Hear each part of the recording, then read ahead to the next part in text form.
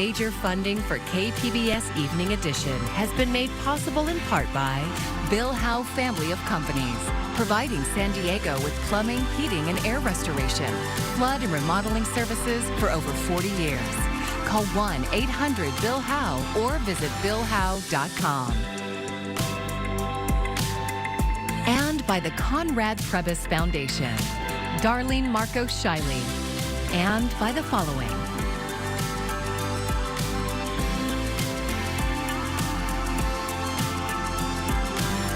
And by viewers like you. Thank you.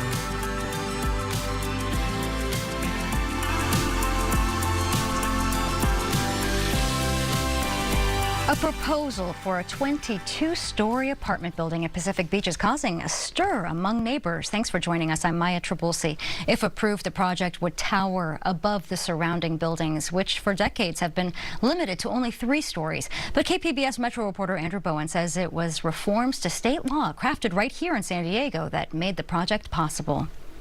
Right now we're on Turquoise Street, which is, 4 or 5 blocks from the beach. Marcella Bothwell is a 20-year resident of Pacific Beach and chair of the PB Planning Group.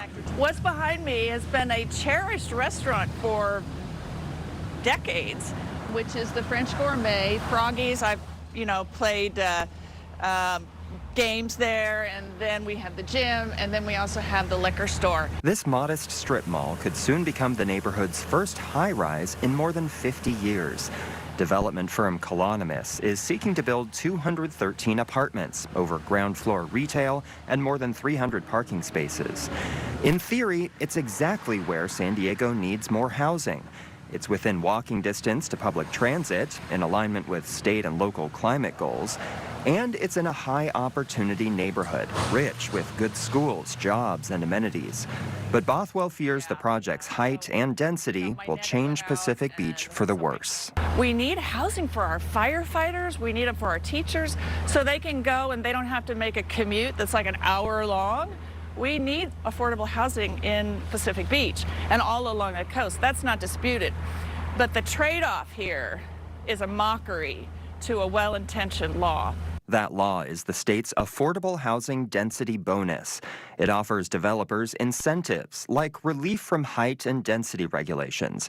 In exchange, the developer has to subsidize a portion of their homes and rent them below the market rate. San Diego created its own density bonus program in 2016. In 2020, the city's program was written into state law. It's boosted housing production significantly at a time when the scarcity of homes is pushing up prices for everyone. I think there are all sorts of unintended consequences that we see from laws all the time. Catherine Blakespear is a state senator who represents Pacific Beach.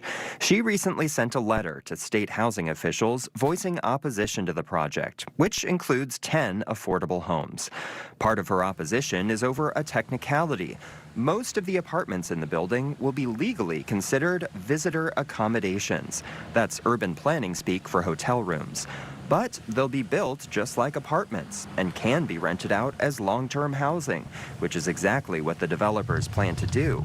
Blakespear calls this a loophole, though she can't say whether it's illegal. I think there are ways for us to provide housing for our community that we need, while also largely maintaining the neighborhoods that we have and protecting our sensitive coastal resources and providing for a better quality of life for everybody. The whole point here is that we do not have taxpayer money to continue to just build affordable housing on the backs of taxpayers. Assemblymember David Alvarez, who represents the South Bay, wrote one of the laws that the proposed high-rise is making use of. AB 1287, signed last year, expanded the density bonus law. It offers developers even more incentives if they include affordable housing for both low-income and moderate-income households. This law also started as a local ordinance in San Diego. Alvarez says it's helping to integrate exclusive neighborhoods by creating a wider variety of housing options. Through the use of laws, local laws called zoning, we have excluded particular segments of our population from living in certain parts of San Diego, and historically have led to things like a segregated city. And so I firmly believe that people from all walks of life should be able to live in any part of our great state and certainly of our amazing city. Even still, Alvarez is wary of high-rises popping up all over San Diego's coast, and he's open to changing the density bonus law to clarify the difference between homes and hotels. And projects like these are great for students because if I graduate next year and I start working in San Diego, where am I supposed to live? Mike Borisoff is a student at UC San Diego and an advocate for housing policy reforms. He says the proposed high-rise isn't perfect, but that more housing is better than none. And he questions whether any version of the project would satisfy opponents. This is not the first time, nor will it be the last time, where people come out against housing projects, claiming it's just too big, it's too much, or there's too little affordable housing. The truth is, they say this every time about any development, be it 5-story affordable housing, or a 3-story apartment, or condo, or duplex. You name it. People are just against development. That's the reason we have an affordability crisis in the state of California. The city of San Diego is still reviewing the developer's application. Staff have asked state housing officials for help in determining whether the project complies with the law. Andrew Bowen, KPBS News. Tonight, a couple of clouds will venture back in as we get ready for what is going to be a quiet, dry weekend. But with all this dry weather, it begs the question, when does our fire risk go up? I'll have more details in the full forecast coming up. This fall, California appointed someone to direct the review of deaths of people held by law enforcement. She's visiting San Diego County Saturday to hear from people impacted. KPBS reporter Katie Hyson says local advocates hope they can help guide her. An average of 16 people have died in San Diego County custody each year since 2011, most before they had their trial. This new statewide position was created after a push by San Diego advocates, including Yusef Miller. When we do these kind of fights from the grassroots, from the streets, we expect a really long, drawn out, a lot of disappointment, and this went fast for this type of work. The state appointed Allison Ganter in October. Paloma Serna didn't have someone like Ganter to listen when her daughter died in custody in 2019. This is opening a door to help these new cases. Serna says she doesn't plan to demand answers from Ganter, but to work with her to find solutions. Families want to be heard. They want answers. They want solutions. They want deaths stopping. You know, these are human beings. You know, someone loves them no matter what their charges are. The listening session starts at 4 p.m. on Saturday at the North Inland Live Well Center in Escondido. Assistant Sheriff Dustin Lopez plans to attend. Katie Hyson, KPBS News. This week, the San Diego County Board of Supervisors approved new powers for CLRB, the Citizens Law Enforcement Review Board. It was part of today's KPBS Roundtable discussion. You can listen on kpbs.org or wherever you stream your podcasts. The commander of a Miramar-based helicopter squadron has been fired 9 months after a crash in East County that killed all 5 Marines who were on board. According to a statement today from the 3rd Marine Aircraft Wing, Lieutenant Colonel Nicholas J. Harvey was relieved of command last month due to a, quote, loss of trust and confidence. In February, a CH-35E helicopter crashed in Pine Valley on its way back to Miramar from Nevada. An investigation into what caused the crash is ongoing. Poway and Ramona are looking at ways to share water resources. KPBS North County reporter Alexander Wynn says the move could save money and increase water reliability.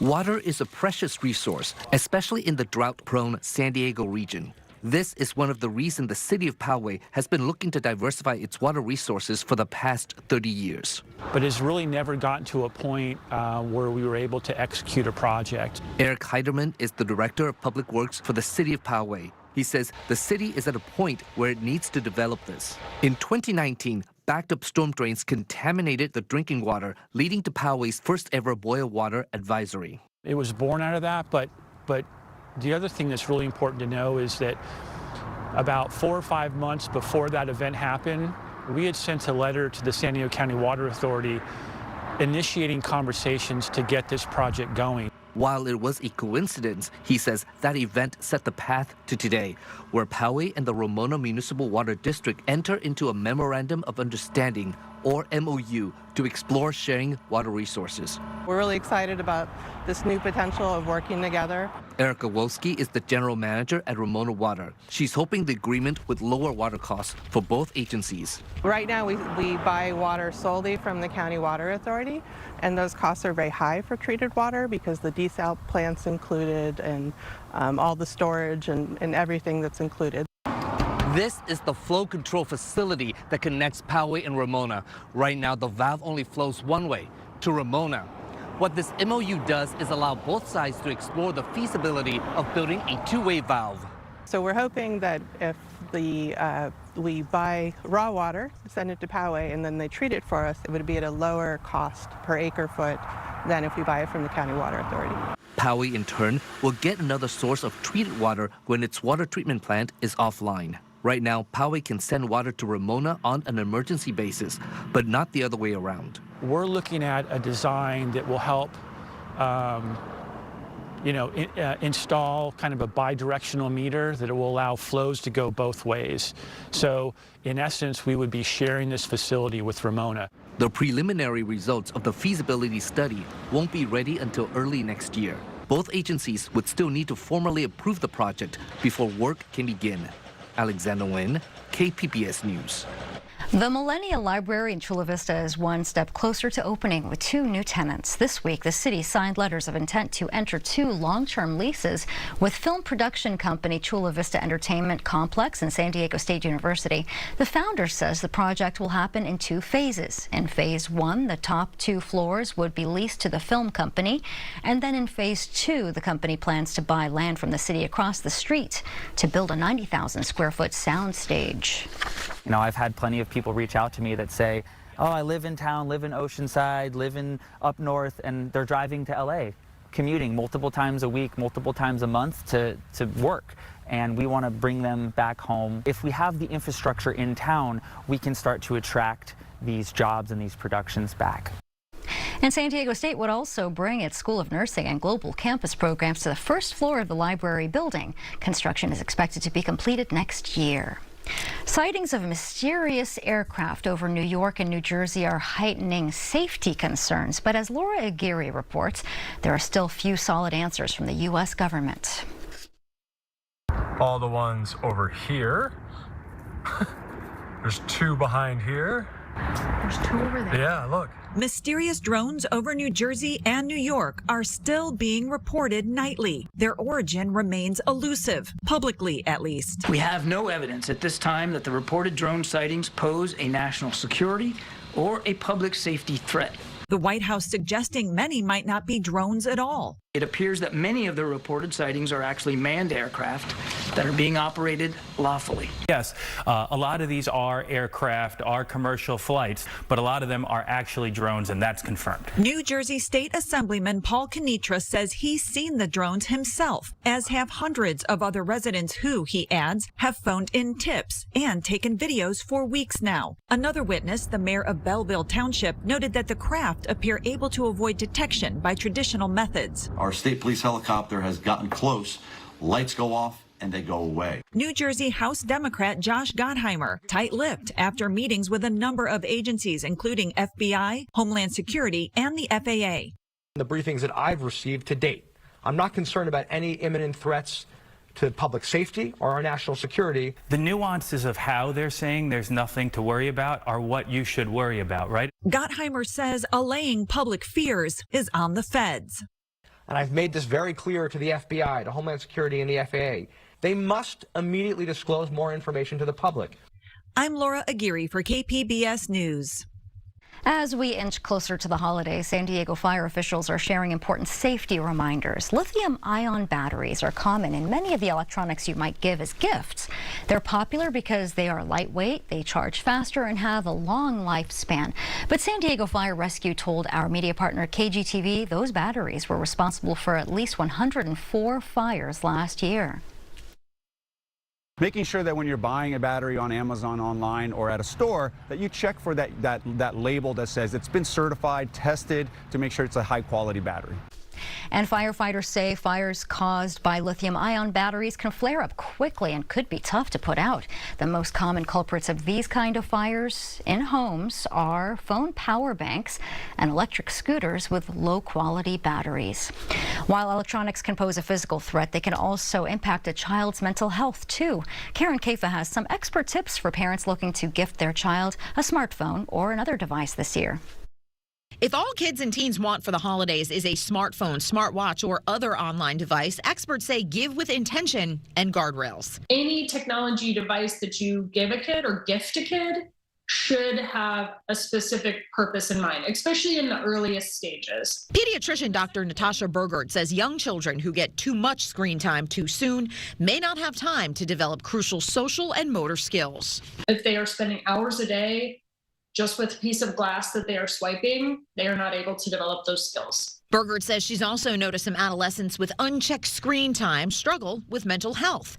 That's one reason Mitch Prinstein, Chief Science Officer for the American Psychological Association, says parents should set guardrails, especially around a child's first device. Slowly give them access to different features, functions, maybe turn on and off parental controls, and talk with them as they're getting used to the device. Since most parents didn't grow up with the same extent of the current technology, Prinstein says they can actually learn from open conversations with their kids. What we probably need to do is, rather than turn away from it, is to ask our kids to bring us in and say, show me what you're doing. What are you watching? Tell me about this platform and this app. Help me make sense of what you're seeing and why it's so appealing. And well-meaning aunts, uncles, and more who want to fulfill a child or teen's tech wish list should check with parents before giving that gift.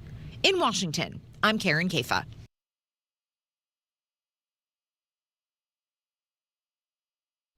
Well, this week, the U.S. Fish and Wildlife Service proposed adding the Monarch Butterfly to the threatened species list. KPBS military reporter Andrew Dyer visited Camp Pendleton, where the Marines say they have an important role to play in saving the species.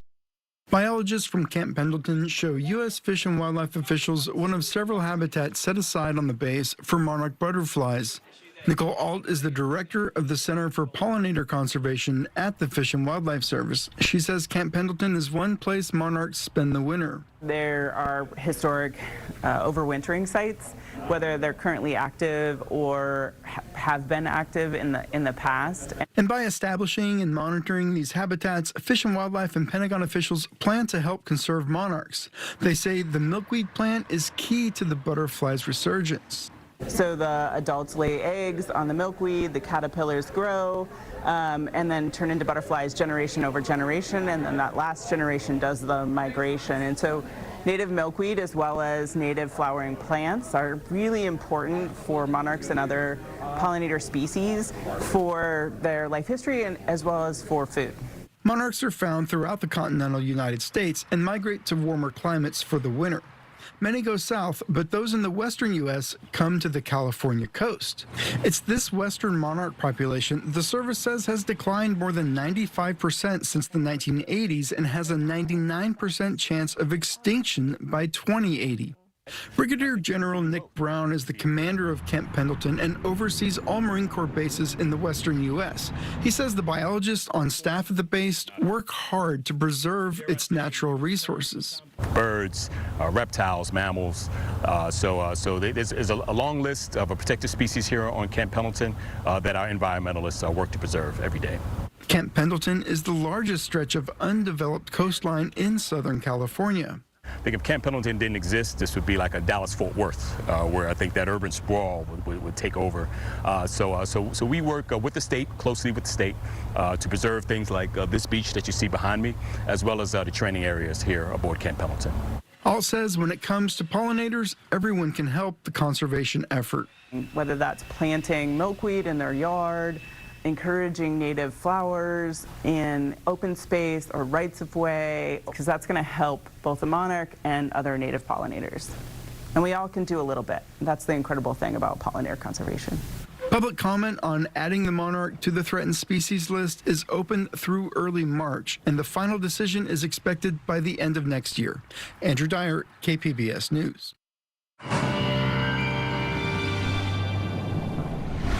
Nice to get a little peek of sunshine coming back in the action after what has been a little bit more of a pattern that's allowed for some dry times, some slightly damp times, and now we're back to more dry times. A cloudy start for the weekend, but no real sign of rain in the days to come, unfortunately. That's going to be the challenge for us.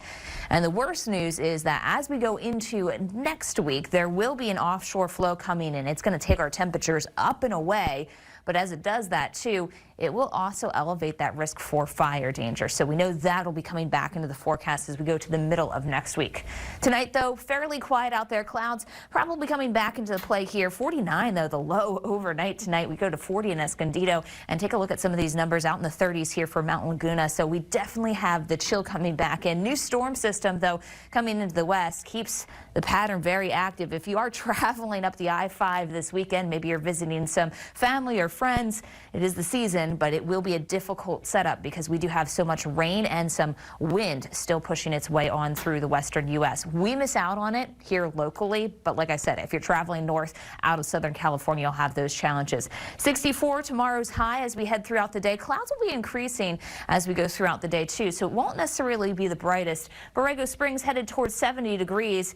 As we look at our days to come here for us, we do stay in the mid-60s at the coast for the weekend, and that includes into next week. But look at Wednesday's numbers, back into the mid-70s. This is where we get that offshore flow to return, and it takes a lot of our numbers up, including for our inland communities, which are going to be pushing close to 80 degrees by the time we get to the middle of next week.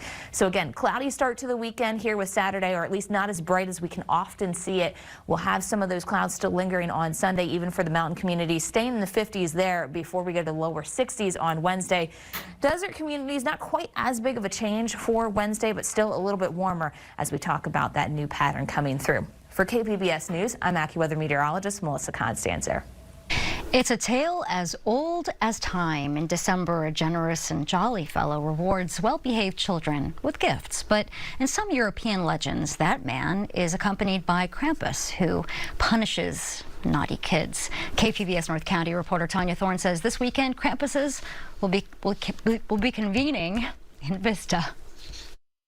Legend says, sounds of bells in the distance, the thwacking of sticks, and the snarls of a half-goat, half-demon figure could mean Krampus is coming. St. Nicholas was always accompanied by this Krampus character, and they kind of go hand in hand, and it's, you know, the light part and the dark part. So there's going to be somebody who's a gift giver and a rewarder of well-behaved children, and then there's somebody who is going to be the punisher, or, you know, the consequence character. Tanya Yeager is the founder of the Dark Christmas Market and the Wild Hunt of Vista, an event that celebrates and teaches about a centuries-old tradition. It was a way for German and Austrian parents to maybe threaten their child and say, you know, if you're not good, you know, around Christmas time, like, then the Krampus is going to come and get you, right? So that's kind of where it comes from. It's a very, very long tradition. First recorded history goes back to 1600s. 3 years ago, Yeager decided to organize a dark Christmas market similar to the ones in Europe. Different vendors sell their arts and crafts, some with a darker twist. Anything from Christmas ornaments that are really bespoke and have, you know, different folkloric characters on them, to things that you might find at a Renaissance fair or at the Vista Viking Festival. Lots of really unique gifts.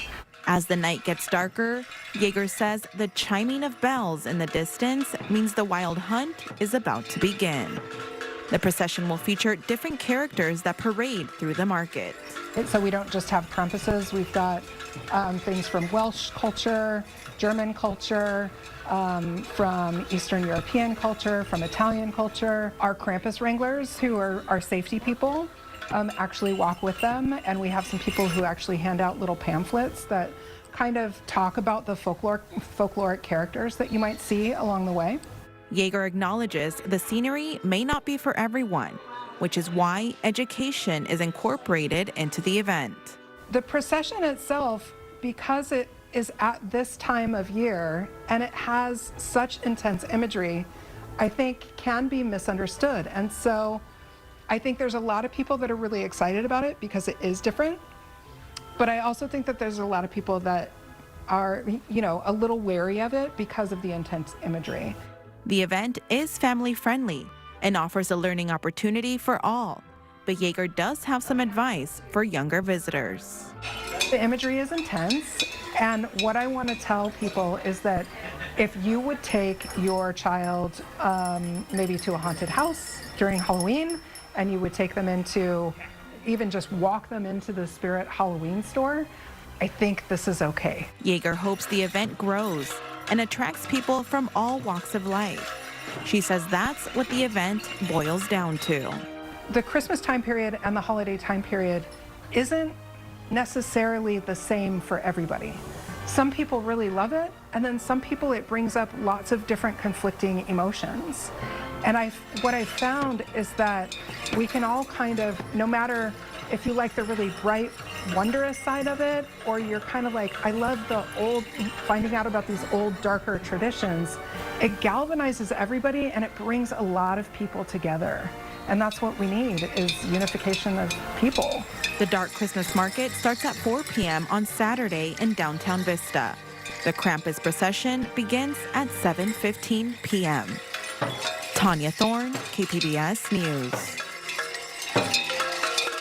Look for tonight's stories on our website, kpbs.org. Thanks for joining us from all of us here.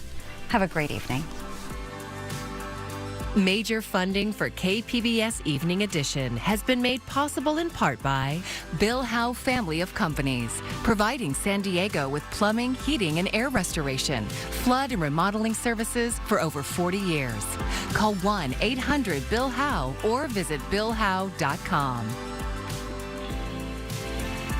And by the Conrad Prebys Foundation, Darlene Marco Shiley, and by the following.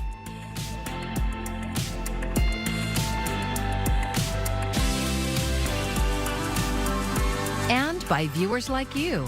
Thank you.